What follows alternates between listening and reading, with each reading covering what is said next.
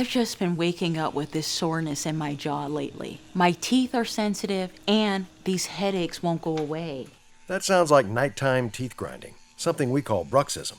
It often happens while you're asleep, so you don't even realize it's happening. Grinding and clenching puts pressure on your teeth and jaw, leading to pain, enamel wear, and even cracked teeth over time.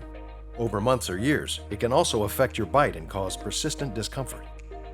I recommend trying ProComfort by DentTemp. It's an over-the-counter, custom-fit dental guard designed for comfort and full protection. It forms to your bite in seconds, helps reduce teeth grinding, and lets your muscles relax so you can finally get a restful night's sleep. This sounds exactly like what I need.